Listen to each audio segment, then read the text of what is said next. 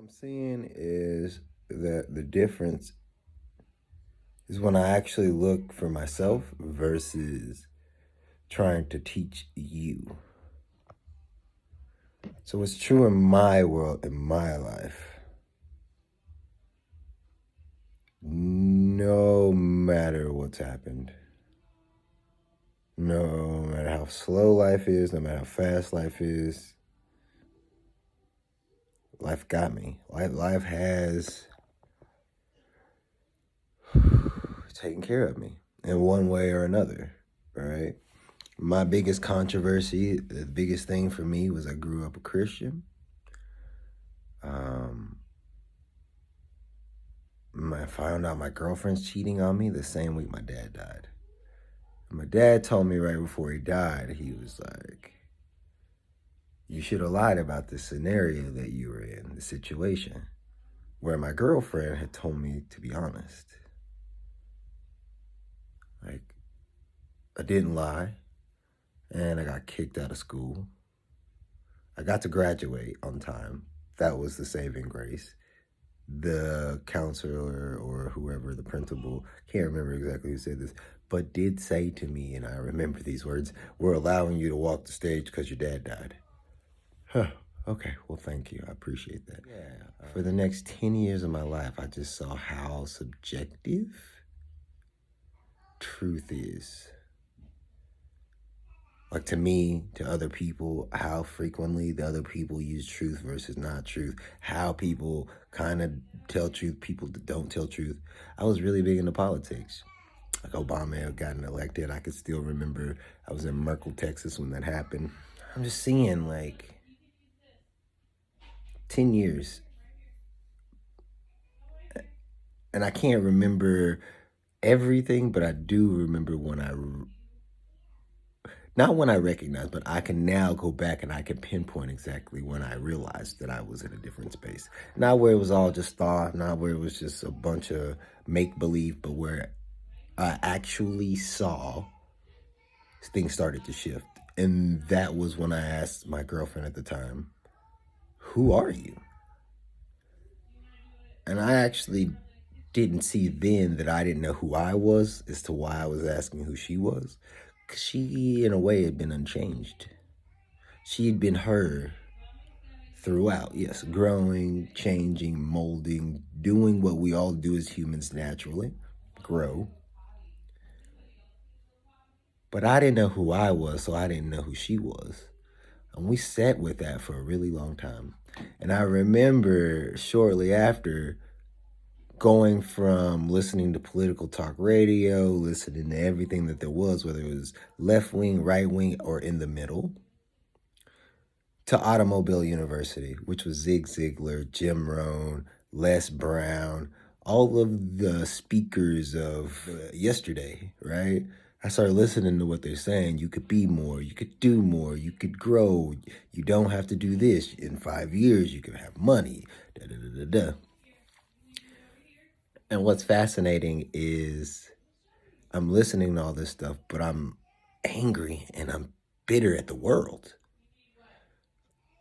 Like, it doesn't come out on people. People don't necessarily recognize it, but my boxes in my truck do. Every single day, the boxes on my truck got a little talking to about how they were messing up my life. Now, UPS drivers remember me coming in the building and it being almost hilarious how I was interacting because it was like they were there too, right? Like, looking back, that's how I knew it was all just made up here in my mind, is because there's 47 other drivers in the center that are going through the exact same thing, but they are not responding the way I'm responding. So I'm 5 years into personal development at this point, and that's me going to seminars, me going to like trainings to become a life coach. Like, I'm hitting the gambit, if you will, right? Like, I'm doing everything that I know to do to put away the past, which was being very shady, if you will, to stepping into what looks to be true to me now, which is I'm more than my past. I am more than the things that have accumulated and happened to me. Like, I'm more than that. And I'm 5 years into my journey, and I have a big event to go to at the end of the year. Right? A huge event to go to. And I'm really working to get myself prepared to go to this event. So it's 90 days out from this event. And I'm telling myself, you got to do everything in your power to get yourself prepared so that when you get to this event, you can shine, right? You could be the bright light. You could be everything that you need to be when it's time to be that person. I was reading a book a day. I was doing my personal development. I was doing my affirmations. I was taking care of twins and trying to work at the same time. So lo and behold, my stress levels are through the roof. But what I think is what people that are above, like famous people, the best coaches, the best people in the world, what they are best at is having a bunch of stress and managing it, making it feel like they don't have as much stress. So like I'm like stress as much as possible so that I can grow into whatever there is. So I'm doing the max for 30 days.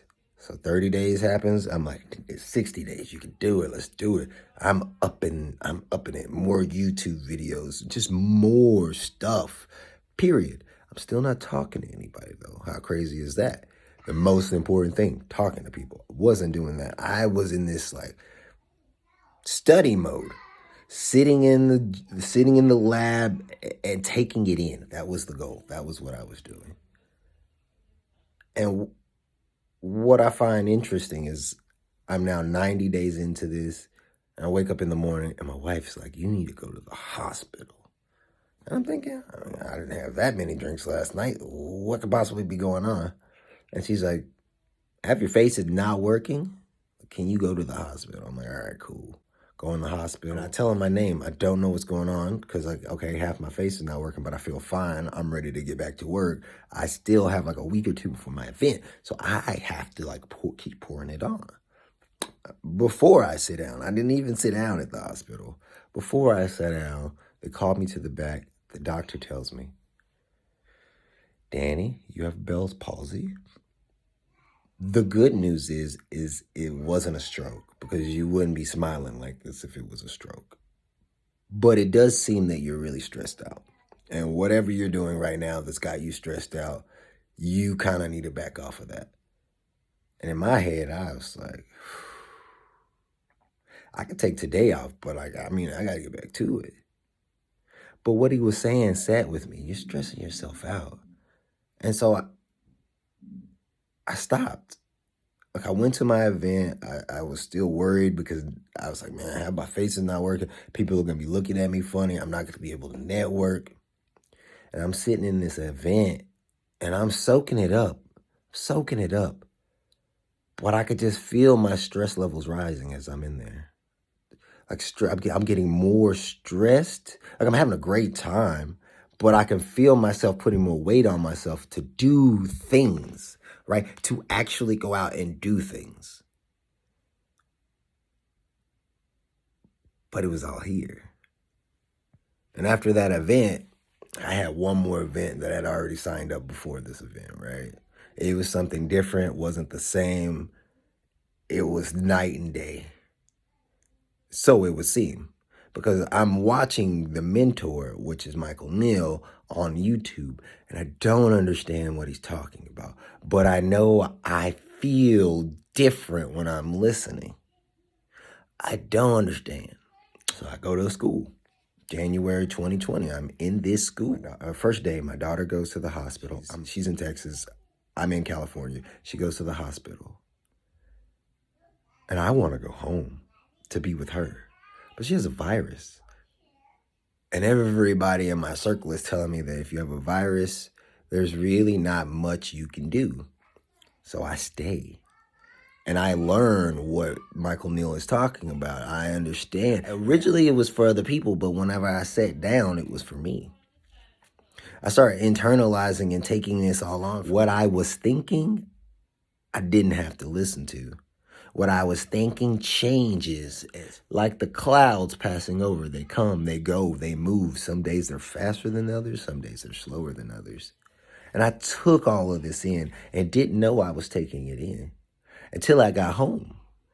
And when I got home, I was on the phone with one of my cohorts from Super Coach Academy is what it was called.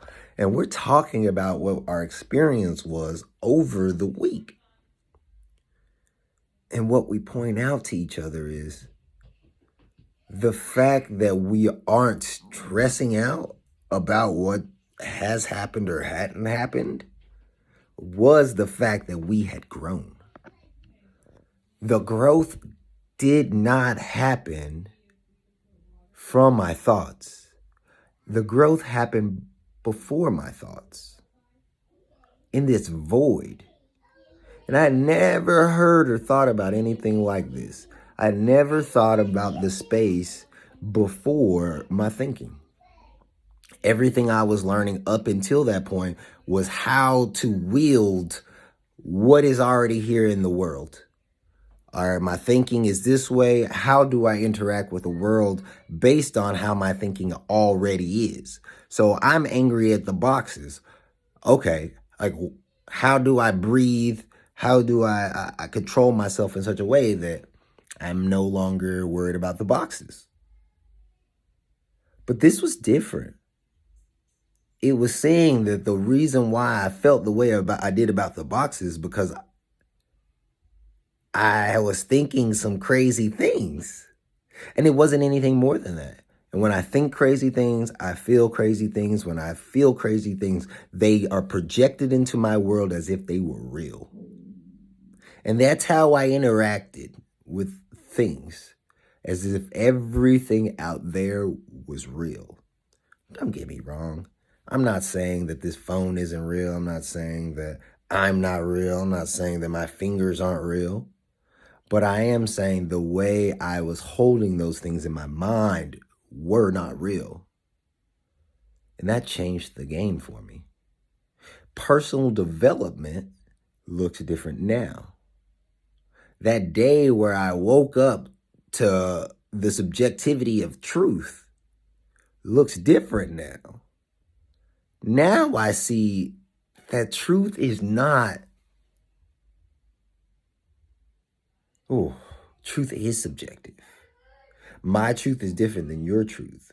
But when we understand that there is greater truths out there, right? Like gravity, right? It is a theory, right? They can't prove that gravity is real, but go outside, fall down, see what happens. I guarantee you're not going to float. That's because gravity is true for us as human beings. I started looking at what's true.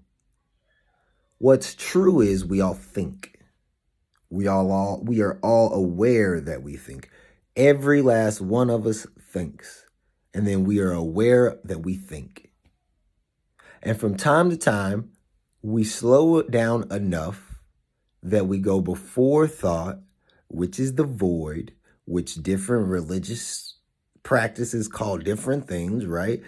The true self, the flame inside, the space, mind. Like there's just thousands of things. God, like all of these things people call it, right? But it's a void. And what I realize about voids aren't empty. They just have less stuff in them, right? And in that void, my thought isn't present. Now the void could be very small, right? A half a second, a millisecond, 2 seconds, 3 seconds. Doesn't have to be that long for us to go into that space and something new comes out. So if I don't follow the first thought, oh, I'm angry. Another thought drops in. Oh, I'm super angry. Another thought drops in. Oh, like, what are you angry about? Another thought drops in. Is this something you should be angry about? This is all in the matter of seconds, right? Seconds, milliseconds. But when we see we have the space, and that's where everything comes from, is the void. everything comes from nothing into something, I stopped being so scared about what I didn't know or what I didn't understand. Because when I see it differently, I was going to experience it differently.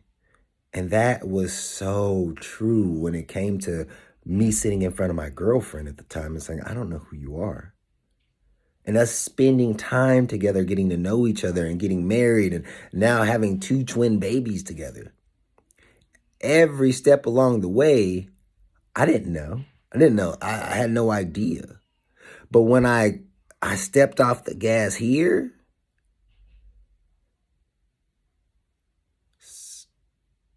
something different came through.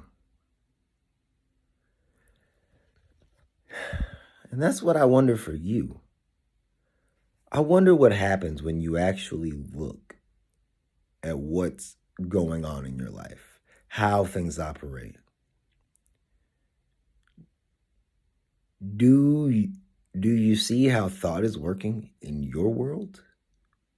Do you see how thought is working in someone else's world? How we could all get caught up in what we see is true, not realizing that it is actually true.